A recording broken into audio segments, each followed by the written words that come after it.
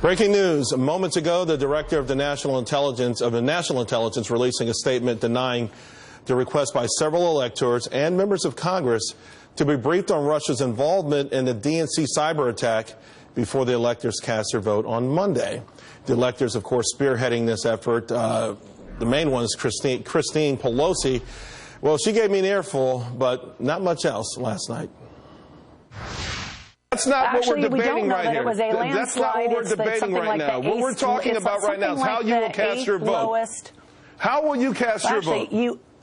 You asked me a question that insulted the Democratic Party, insulted millions of Americans. I think those leaked emails did enough insulting, and they speak for themselves. And you're never going to be able to erase that, by the way. In fact, to be quite frank with you, these exercises that you're doing continue to smack the will of the American public. I honestly think your cause and your party is taking a step backward.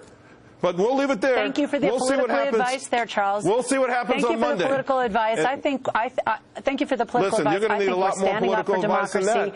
You're not standing up for democracy. You're making a mockery of the vote, and you're making a mockery of the very voters who told you they were tired of you and your party dismissing them for all of these years. You should go back on your hands and knees and say, we're sorry, we'll try to get it right next time, but we're not going to try to erase what you just asked the American public to do. I don't think I need to take your advice to get on my hands and knees and do anything.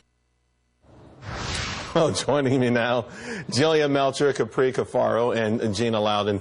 Capri, let me ask you, you're involved in state politics, and the votes will happen in individual states, these electors. That's right.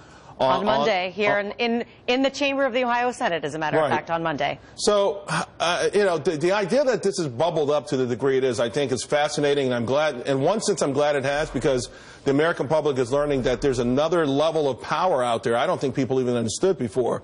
So, how does this process work?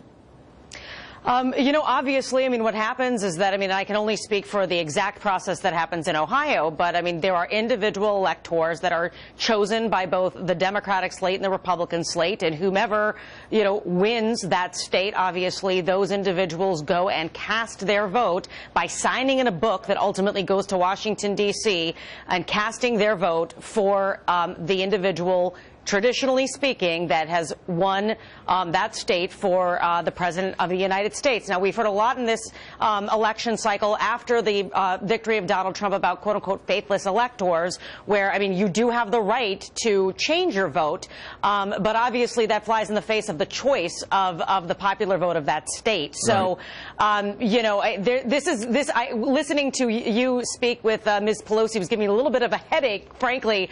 You know, we as Democrats, we need to move on. I understand that people are concerned about Russia interfering in the democratic process. I think that it warrants some kind of a bipartisan, you know, look through the congressional hearing process. But as far as these electors are concerned, I mean, you know, if they want the information, they should be able to get it. But apparently the national security folks have decided that they can't. So since they're not allowed to have it, then let's move on. Well, you know, Gina, here's the thing, though. I mean, a lot of people rightfully believe that this is trying to make a mockery of the entire system.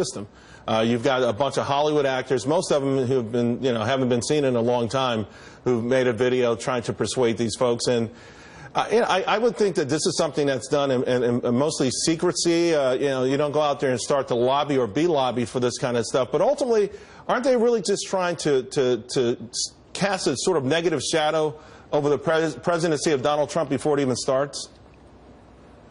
Well, first, let me say kudos to you, Charles. That was the absolute rudest guest, Ms. Pelosi, that I've ever seen on television, and I've been doing this a little while, and you got her right back, and I thought that was awesome. I was drinking Jack Daniels while she was talking. Yeah. Oh. I bet you were. I was, too, watching you guys. But here's the thing, Charles. This is a flawed premise from the get-go. Let's remember, he was phished. He gave up his password.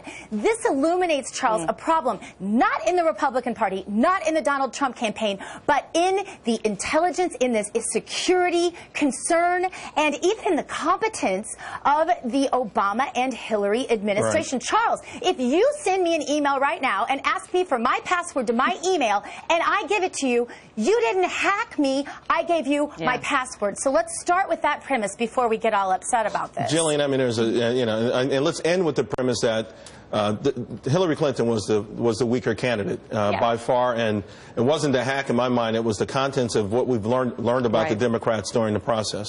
Sure, we know that she was a very flawed candidate. I think the hacks were important. I think they're worthy of concern, but they certainly weren't decisive in this choice. I mean, I think one thing I want to call out from last night's interview, and I think this is worth calling out, she tried to take what you were saying and spin it in a very vulgar way. And I think people are sick of the left doing that. I think they're sick of that war on women, PC, we're going to take you super literally and warp your words. And I think that's, frankly, a huge part of the reason why her party lost. I agree with you. Either they spin it that way, or they spin it to the gender problem, like you're disrespecting me because I'm a woman.